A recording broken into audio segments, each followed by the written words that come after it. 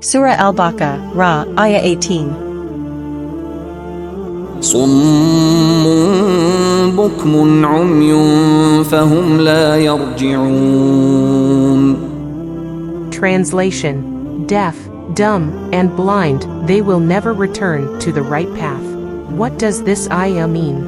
Imagine playing a game where you're blindfolded, your ears are covered, and you can't speak. How would you find your way? You'd bump into walls, miss clues, and feel totally lost. This ayah is about people who choose to ignore Allah's guidance. They act like they can't hear the truth, deaf, won't speak kindly, dumb, and refuse to see what's right, blind. Because they're not even trying to learn, they stay lost forever.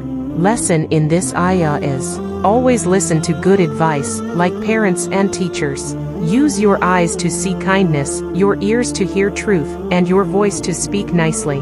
Don't be like the blindfolded people, ask Allah to guide you. This ayah describes people who are spiritually deaf, dumb, and blind. They reject Allah's signs, refuse to acknowledge truth, and stay silent against injustice. Their hearts are so closed that they can't, or won't, find their way back to guidance.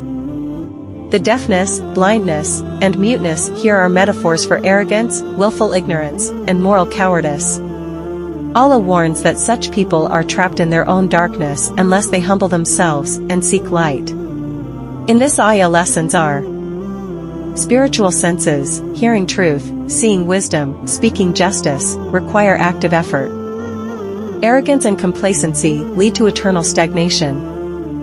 True guidance begins with humility and the willingness to listen, see, and act. Allah's guidance is like a lighthouse, bright and clear. Let's all try to remove our blindfolds and follow His light. If you enjoyed this video, smash that like button, share it with friends, and subscribe for more lessons that make the Quran relatable and inspiring.